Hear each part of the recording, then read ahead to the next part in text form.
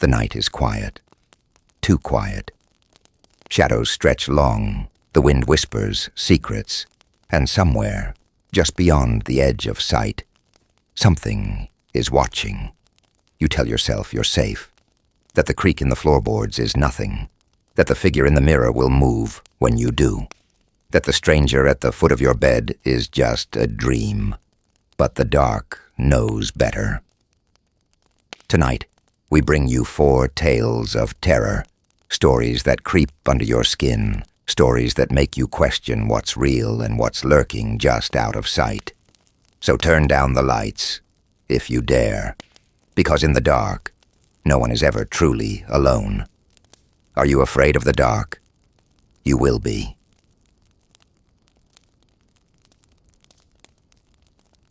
Margaret Wilkes was not a woman prone to fear.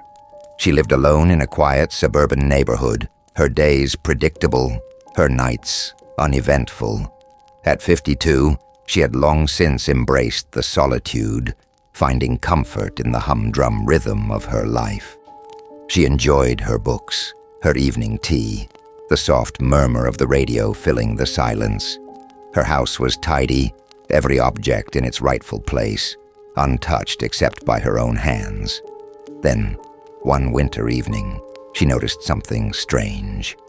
It was a small thing, a single coffee cup in the sink. She never left dishes out overnight, a simple habit ingrained over years of living alone. And yet there it was, the rim stained with the remnants of her morning coffee. Had she forgotten? It was possible. Age had a way of playing tricks on the mind. She washed the cup, dismissing the thought. But then other things began to change. The bathroom door left slightly ajar when she always closed it. A faint indentation on the couch, as if someone had sat there. Her slippers positioned just slightly out of place. The light in the hallway, flickering once, though she was sure she had replaced the bulb only weeks ago. Tiny details, easily overlooked, and yet a sense of unease took root in her gut, growing with each passing night. The feeling of being watched crept in soon after. It started as a mere suspicion, a tickle at the back of her mind when she sat alone at night, the sense that if she turned too quickly, she might catch a shadow slipping out of sight. The house was silent, the locks secure, and yet the feeling lingered, insistent and unsettling. It was strongest at night, in the moments just before sleep claimed her, when the darkness felt deeper than it should, the quiet too thick to be truly empty. Then came the phone calls, always in the evening, always from an unknown number. When she answered, there was nothing, just silence, a deep, humming void on the other end. The first time she assumed it was a wrong number. The second time, she thought it might be a telemarketer. But when the calls continued, night after night, her nerves began to fray. She stopped picking up. The calls continued. One night, she awoke to a noise, a creak, the sound of a footstep just outside her bedroom door. She froze, listening, her breath shallow. The clock on her nightstand glowed. 2:13 a.m. The house was still. Slowly she slipped out of bed, her heart thudding painfully against her ribs. She reached for the baseball bat she kept by the closet, just in case. The hallway stretched before her, dark and empty. She checked every room, turned on every light. The windows were locked, the front door bolted. The silence in the house pressed in around her, thick and watchful. Nothing, no signs of entry, no open windows, no explanation.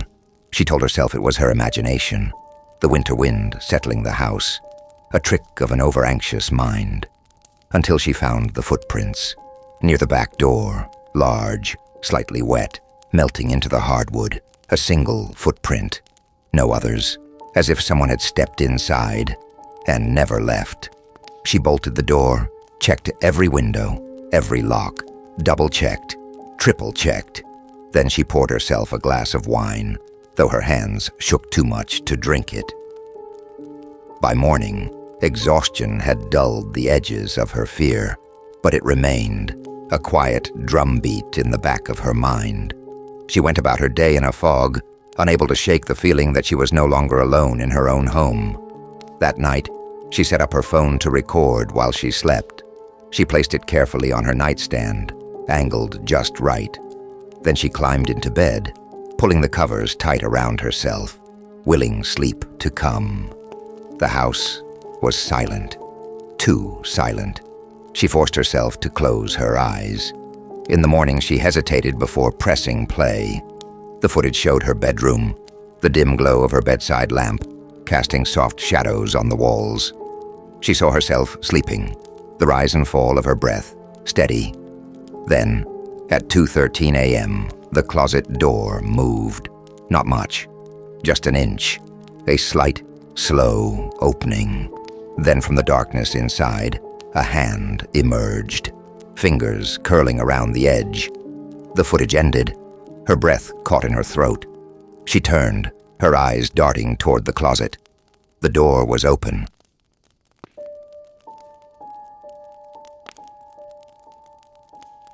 The first time Eleanor Cooper woke up in the middle of the night, she thought it was a dream. She glanced at the digital clock on her nightstand. 3:06 a.m. The air in the room felt thick, stagnant, as though something unseen was pressing against it. A strange sensation crawled up her spine, a nameless dread that settled deep in her bones. Yet the room was silent. She exhaled shakily, rolling over and pulling the blankets higher over her shoulders. It was just her imagination, she told herself. The winter winds had howled against her windows all night, and sleep had been restless at best. But the next night, she woke at the exact same time, 3 a.m. This time, she sat up, rubbing her arms against the cold. A feeling of unease prickled at her skin. Her bedroom door was still shut, her windows locked, the pale glow of the street lamp casting long, harmless shadows across the walls. But something wasn't right. She couldn't name it, couldn't pinpoint exactly what was wrong, only that it felt as though the air had shifted in the room. Something unseen lurked just beyond the darkness, waiting, watching. By the third night, she began to dread the hour. She avoided looking at the clock, but her body knew. When she woke, her breath already shallow, her pulse already hammering. She knew what time it was before she turned to check. 3:06 a.m., and this time she saw it, a shape, at the foot of her bed. At first she thought it was a shadow, but shadows don't breathe. Shadows don't sway, ever so slightly, as though shifting their weight. Her throat clenched shut. She couldn't move, couldn't scream. The figure stood just beyond the dim glow of her bedside lamp, its details blurred, its presence undeniable. She squeezed her eyes shut. This isn't happening. This isn't real. When she opened them, the figure was gone. The next morning, she searched her house, checked every lock, every window. Nothing was amiss, but she felt different. The space around her no longer felt like her own. That night, she set up her phone to record. She placed it on the dresser, camera angled toward her bed. She didn't want to do it, didn't want proof of what she feared, but she had to know. Sleep came fitfully, her mind teetering between exhaustion and alertness, and then, as always, she woke. 3:06 a.m. The room was silent, the air was thick, and she knew without looking that she was not alone. Her eyes flicked to the foot of the bed. Nothing, just darkness, shadows stretching along the walls. But the feeling remained. Morning couldn't come fast enough. When the first light of dawn crept through her curtains, she grabbed her phone with trembling fingers and pressed play. The video showed her bedroom, bathed in dim light. She watched herself sleeping, tossing once or twice beneath the blankets. Then, At 3:06 a.m., the screen flickered. For a fraction of a second, static blurred the frame. Then the figure appeared, tall, motionless, standing at the foot of her bed. Her sleeping form remained unaware. The figure stood there, watching. Minutes passed, and then slowly, ever so slowly, it began to move. Not walking, gliding. It moved toward her, stopping just inches from her face. Then it bent down. The video ended. Eleanor dropped the phone, bile rising in her throat. Her stomach clenched, her breath shallow and ragged. She didn't need to check the time. She already knew what it was.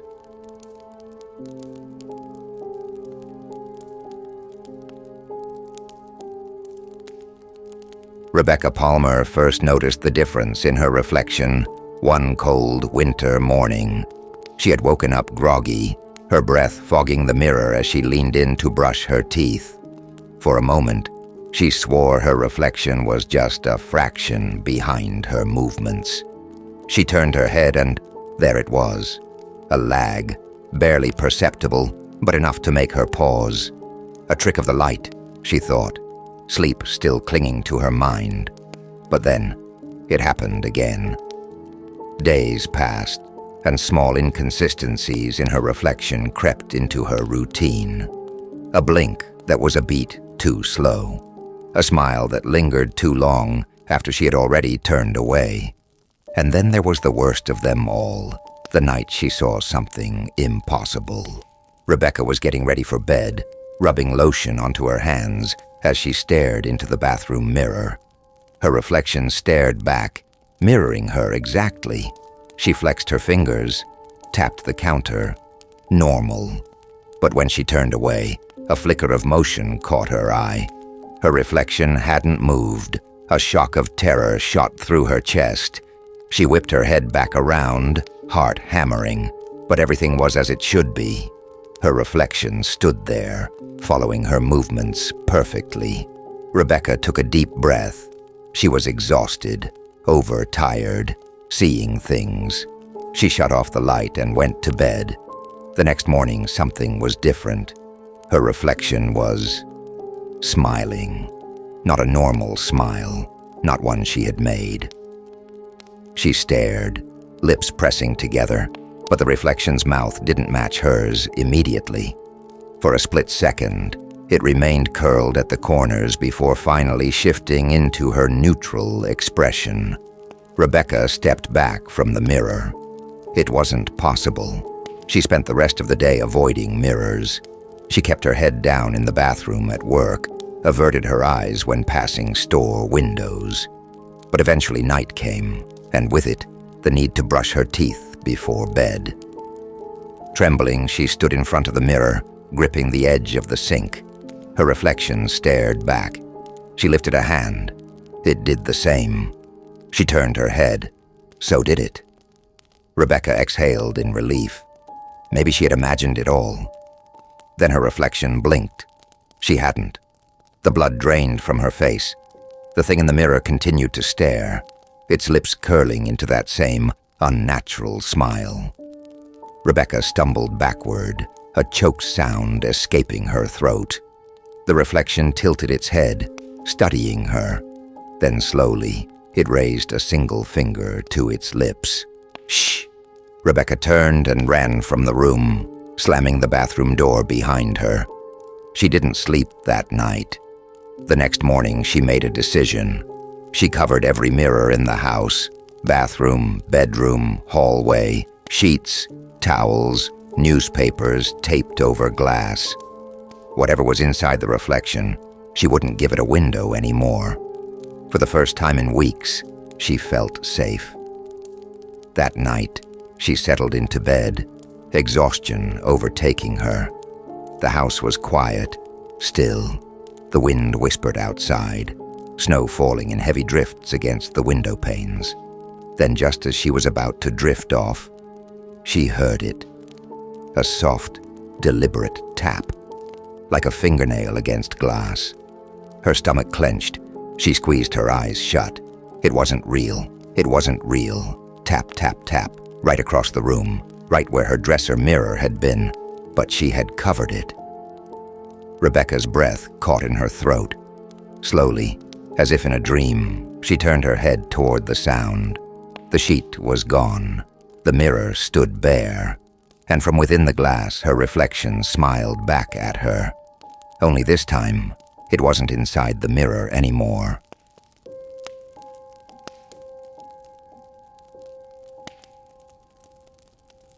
The castle stood like a sentinel against the wind-swept moors, its blackened stone walls weathered by centuries of storms and silence.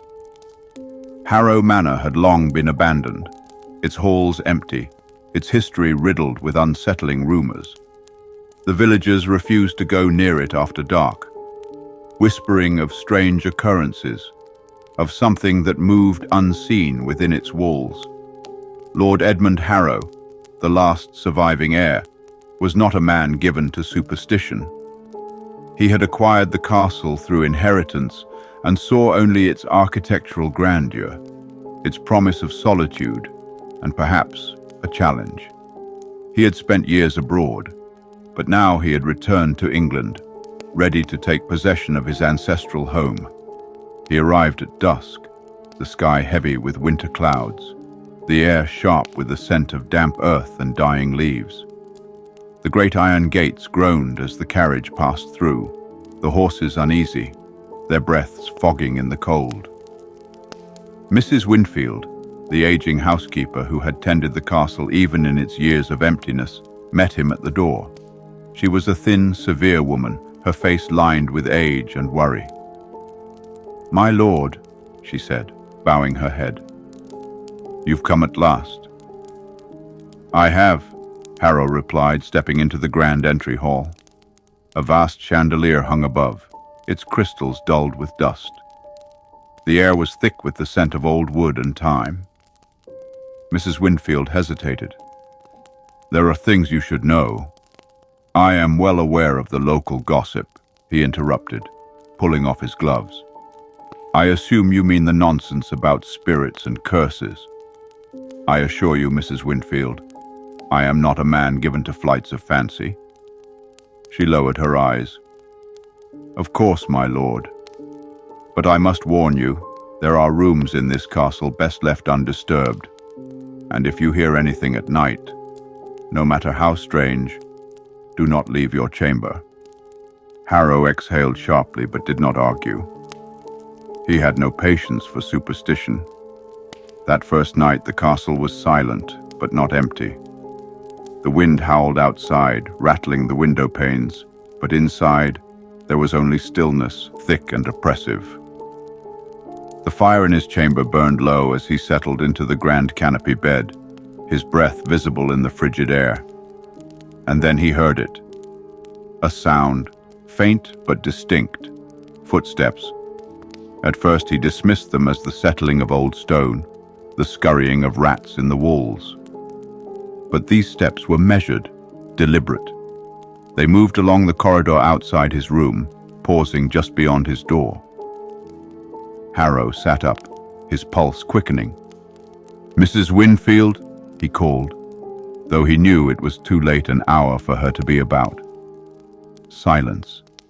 Then, another step. Closer this time.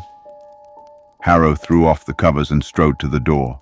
He hesitated for only a moment before wrenching it open. The corridor stretched before him, lined with ancient tapestries, their colors faded by time. Cold air curled against his skin, but there was no one there. And yet, something felt wrong. A presence, a watching. He exhaled sharply, shaking his head. It was his imagination. The isolation was already playing tricks on him. He locked the door and returned to bed, determined to put it from his mind. The days passed in a strange unease. Shadows seemed to move where there were none. Candles flickered in windless rooms. The sensation of being observed followed him, unseen eyes lurking in the edges of his vision. Then, in the library, he found it.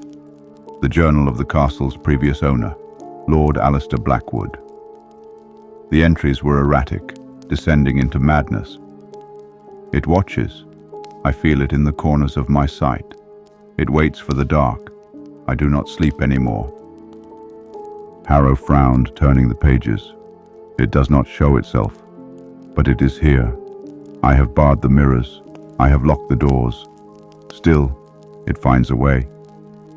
A chill crept down Harrow's spine. He closed the book with a snap. It was nonsense, delirium, the ravings of a man long dead. But that night he woke with a start. The fire had burned low, the room cast in deep shadows. The cold had grown unbearable, seeping into his very bones. He reached for the covers, but then a breath. Software so close it stirred the hair at the nape of his neck. Harrow froze. Then from across the room came a sound, a whisper. His blood ran cold. He turned his head slowly, his breath shallow. The mirror. It stood across from the bed, its surface reflecting the dim firelight.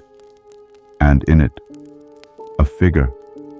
It loomed at the foot of his bed, tall and indistinct, its form blurred like a shadow that did not belong. But there was nothing there when he turned, only the reflection. Harrow's breath came fast and shallow. His pulse thundered in his ears. He squeezed his eyes shut, willing the vision away. A trick of the firelight, a dream. He opened his eyes again. The figure had moved closer. It was no longer a mere shadow. It had features now, dark, sunken eyes, a mouth that curved into something almost human, almost a smile. And then it stepped forward, not in the room, in the mirror. Harrow stumbled backward, knocking over a candle. The flame guttered out, and the room was plunged into darkness. The air shifted, a whisper directly in his ear. "You should not have come." Harrow lunged for the lamp, his fingers fumbling for the matches. The moment the flame flared to life, the figure was gone. Only his own terrified reflection stared back at him. He fled the castle that night. The carriage was made ready at dawn, and he did not look back. Days later, Mrs. Winfield found his chamber untouched, the bed still unmade. But the mirror now held something new, a figure, just beyond the glass, watching, waiting for the next lord to arrive.